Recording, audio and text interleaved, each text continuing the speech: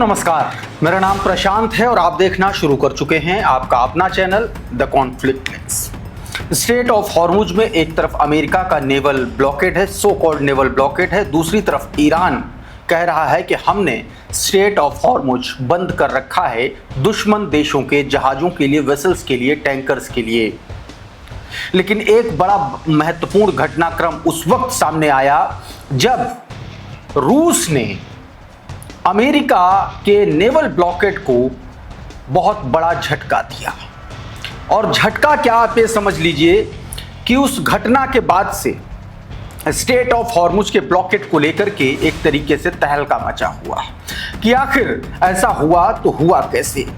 माना यह जा रहा है कि यह घटना जब से जंग खत्म हुई है या सीजफायर हुआ है तब से लेकर के अब तक ये अपने आप में इस तरीके की पहली घटना है कि इतना तगड़ा झटका डोनाल्ड ट्रंप को लगा है, इतना करारा तमाचा डोनाल्ड ट्रंप को रूस ने जड़ा है। जी, रूस ने जड़ा है। अभी मैं उस खबर के बारे में मैं आपको बताऊंगा। बीते 24 घंटों में किस तरीके से स्ट्रेट ऑफ हॉर्मुज में अमेरिका के नेवल ब्लॉकेड को ईरान ने एक तरीके से, आप कह लीजिए कि उसको पूरी तरीके से नेस्तनाबूद किया है, उससे जुड़ी खबर भी मैं आपको दिखाऊंगा। दूसरी तरफ बेंजामिन नेतन्याहू के लिए मुश्किलें इजराइल के अंदर और इजराइल के बाहर भी बढ़ने वाली हैं। धोखाधड़ी, फ्रॉड और करप्शन के केसेस में फंसा बेंजामिन नेतन्याहू, अब उसको इजरायली कोर्ट ने एक बड़ा झटका दिया है। माना जा रहा है कि बेंजामिन नेतन्याहू अब जल्दी ही उसको अपने कर्मों की सजा मिलेगी। इसके अलावा और भी बहुत सारी खबरें हैं, लेकिन सबसे पहले खबर दोस्तों रूस से जुड़ी हुई है। उसी को बताता हूं कि स्ट्रेट ऑफ हॉर्मुज में आखिर ऐसा क्या कारनामा हुआ। जरा इस तस्वीर को देखिए। ये जो तस्वीर आप देख रहे हैं, ये आप समझिए कि एक रूस के एक बहुत बड़े कारोबारी, बहुत बड़े आप कह लीजिए कि अरबपति आदमी की ये याट है। ये लग्जरी याट है और इस पर रूस का झंडा लगा हुआ था। ये लगाए ये याट जो है आराम से, बहुत आराम से स्ट्रेट ऑफ हॉर्मुज को पार करते हुए ओमान की तरफ चली गई। इतना सब कुछ हो गया और अमेरिका कुछ नहीं कर पाया, ये जानते हुए कि जंग में रूस ने ईरान का किस तरीके से साथ दिया और उसके बावजूद अमेरिकी नेवल ब्लॉकेड को धता बताते हुए, डोनाल्ड ट्रंप के नेवल ब्लॉकेड को थप्पड़ जड़ते हुए ये यॉट पार कर गई। इस ट्वीट को देखिए। बताया गया कि नॉर्ड नाम की लगभग 500 मिलियन, मतलब आप रुपए में कन्वर्ट करें तो लगभग 4100 करोड़ रुपए की कीमत वाली सुपर याट, जो रूसी अरबपति एलेक्स मोर्दसोव से जुड़ी बताई जा रही है, अरबपति कारोबारी का नाम, ये दुबई में मेंटेनेंस के बाद स्ट्रेट ऑफ हॉर्मुज को इसने सफलतापूर्वक ये वहां से निकल गई और अमेरिका इस मामले में कुछ नहीं कर पाया। बाकायदा इस पर रूसी झंडा लगा हुआ था, उसके बावजूद जो है इतना बड़ा मामला हो गया। एक और बड़ी खबर दोस्तों निकल के सामने आई नेवल ब्लॉकेड को लेकर के। जरा इन तस्वीरों को देखिए। ये स्ट्रेट ऑफ हॉर्मुज में बीते 24 घंटों से में निकलने वाले उन वेसल्स, टैंकर्स और जहाजों का डेटा है जो नेवल ब्लॉकेड को पार करते हुए निकले हैं। रेयान रोज़बियानी का ये ट्वीट देखिए। बताया गया कि रिपोर्ट में दावा किया जा रहा है कि सैटेलाइट मॉनिटरिंग डेटा के मुताबिक 72 घंटों में, माफ कीजिएगा 72 घंटों में 52 जहाजों ने अमेरिका के घोषित नेवल ब्लॉकेड को एक तरीके से झटका देते हुए वो बड़े आराम से स्ट्रेट ऑफ हॉर्मुज को पार करके निकल गए। बताया जा रहा है कि इस अवधि में लगभग 30 जहाज स्ट्रेट ऑफ हॉर्मुज से गुजरे, जिसमें लगभग इसमें से कुछ ईरानी टैंकर्स भी थे और कार्गो जहाज शामिल थे। कहा यह जा रहा है कि 31 इसमें तेल टैंकर थे, 21 कार्गो शिप थे और टोटल नंबर इनका दोस्तों 52 बताया जा रहा है। इस बीच ब्लॉकेड को लेकर के डोनाल्ड ट्रंप जो है एक नए तरीके का गेम खेल रहा है। जरा ये ट्वीट देखिए। ऑस्ट्री का ये ट्वीट अपने आप में बहुत कुछ अमेरिका की जो तैयारी है वो बयां कर रहा है। इस रिपोर्ट में वॉल स्ट्रीट जर्नल के हवाले से ये बताया गया कि अमेरिकी अधिकारियों ने ये कहा है कि डोनाल्ड ट्रंप ने अपने सलाहकारों को ये निर्देश दिया है कि स्ट्रेट ऑफ हॉर्मुज में लंबे समय तक अमेरिकी नाकाबंदी जारी रखें, उसकी तैयारी कर लें।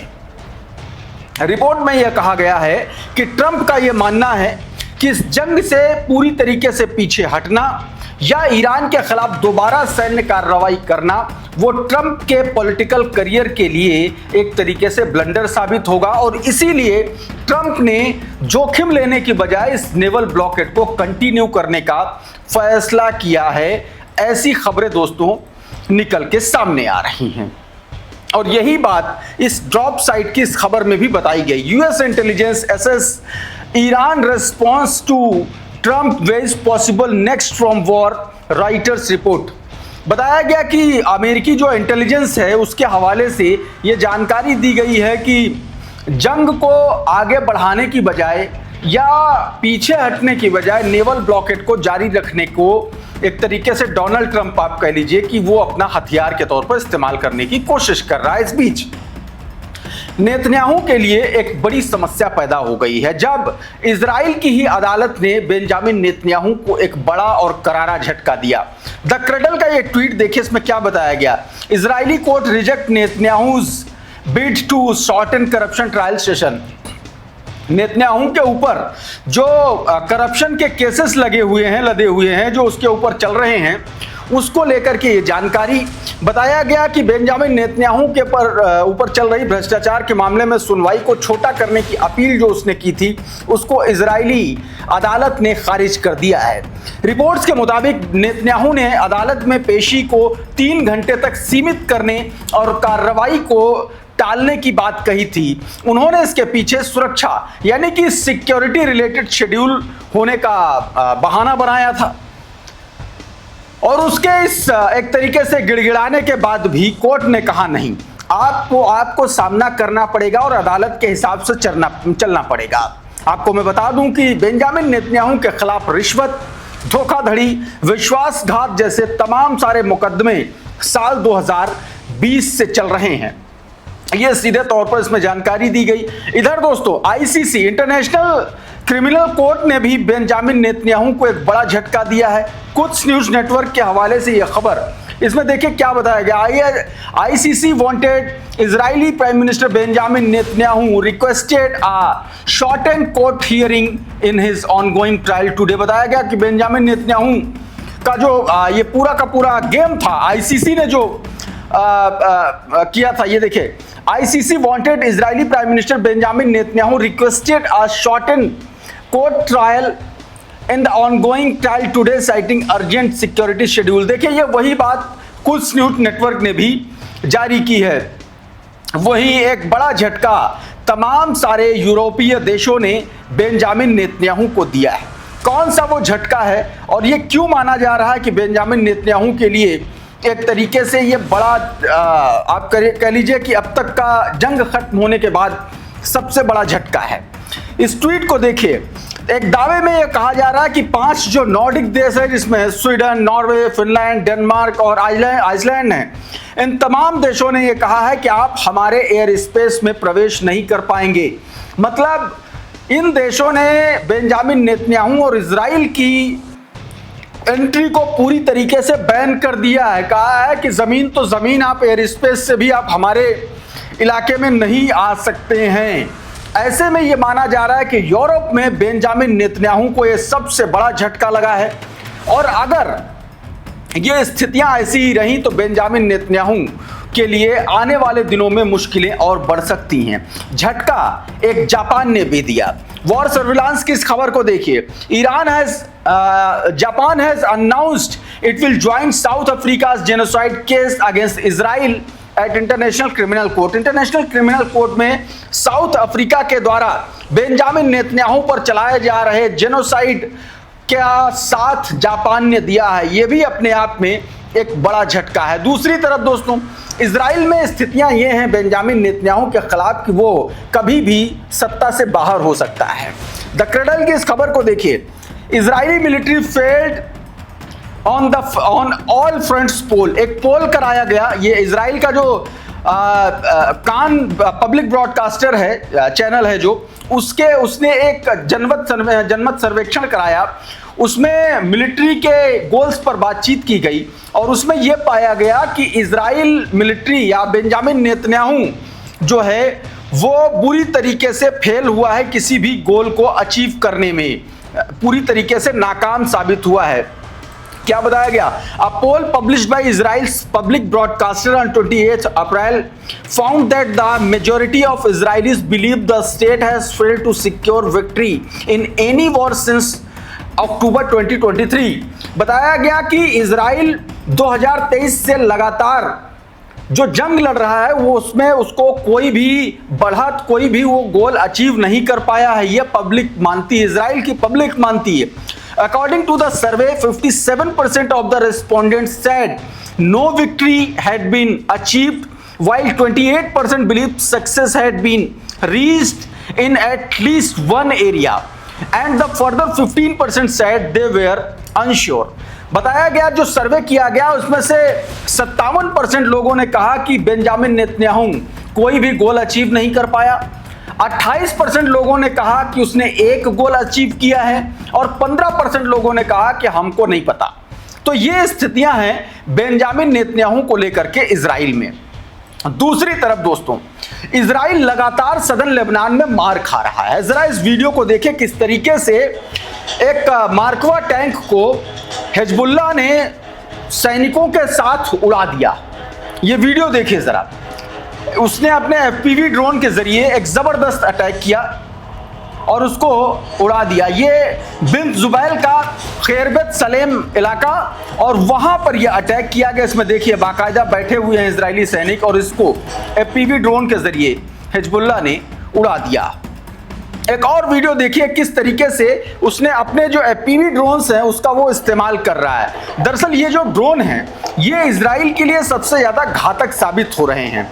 लगातार देखिए इसमें बैक टू बैक कई हमले इस वीडियो में दिखाए गए। स्पुतनिक ने ये वीडियो कोलेट किया है जिसमें आप देखिए इसमें 2 दिन पहले का भी एक वीडियो का हिस्सा है जिसमें इजरायली सैनिकों के जमावड़े पर हमला किया गया था, उसको भी इसमें दिखाया गया।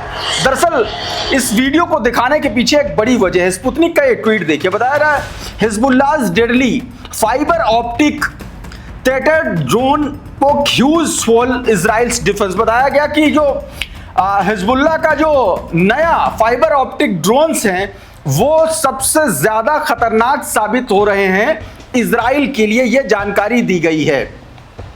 आपको पता है कि ये बहुत कम लागत के ड्रोन होते हैं, मतलब 400 से $500 में ये ड्रोन होते हैं। इसमें 3D प्रिंटेड बॉडी पार्ट्स, पुराने सोवियत आरपीजी ग्रेनेड के वॉरहेड के रूप में इनको इस्तेमाल किया जाता है और एफपीवी ड्रोन सिस्टम के जरिए, मतलब इसमें जो कमर्शियल फाइबर ऑप्टिक केबल से ये जुड़ा रहता है और इससे जो है इसको ट्रैक कर पाना या इसको इंटरसेप्ट कर पाना इजराइल के लिए बड़ा मुश्किल होता है और शायद यही वजह है कि इजराइल को बड़ा भारी नुकसान उठाना पड़ रहा है। एक और खबर, एक वीडियो दिखाता हूं जिसमें एक इजरायली बुलडोजर पर ड्रोन के जरिए हिजबुल्लाह ने अटैक किया। उसमें बुलडोजर चलाने वाला जो चालक था वो और उसका एक असिस्टेंट बताया जा रहा है मारा गया है। देखिए जरा ये वीडियो, ये देखिए ये बुलडोजर है और अचानक से यहां पर अटैक हुआ और इसको उड़ा दिया गया। ये D9 टाइप बुलडोजर था, इसको उड़ाया गया। इस खबर को देखे मिडिल ईस्ट ऑब्जर्वर ने बताया कि the Hezbollah operator who got droned by Hezbollah in Lebanon, Amir हुजरत जो इनका नाम बताया जा रहा है, उसकी मौत हुई है और इसके एक साथी की भी मौत बताई जा रही है। दोस्तों इस बीच लेबनान में आईडीएफ ने एक हिजबुल्लाह के जो टनल्स थी, सुरंगें थी, उन पर बड़ा अटैक किया है। ये उसका वीडियो जारी किया गया आईडीएफ की तरफ से, ये भी देख लीजिए। ये सदर्न लेबनान में बताया गया, इजराइल की तरफ से कहा गया कि उसने 450 किलो 450 टन जो एक्सप्लोजिव है वो यूज किया और उसने उसकी बारूदी सुरंगों को उड़ा दिया। हिजबुल्लाह की बारूदी जो सुरंगें थी उसको उड़ा दिया, ये दावा किया गया है आईडीएफ की तरफ से। वॉर सर्विलांस ने ये वीडियो जारी किया, बताया कि reports indicate the IDF used over 450 tons of explosive to destroy 2 underground tunnels linked to Hezbollah in southern Lebanon, ये दावा किया गया। दोस्तों तो दोस्तों अभी के इस वीडियो में बहरहाल इतना ही। बहुत बहुत शुक्रिया, बहुत बहुत धन्यवाद। आप जुड़े रहिए आपके अपने चैनल द कॉन्फ्लिक्ट लेंस के साथ। नमस्कार।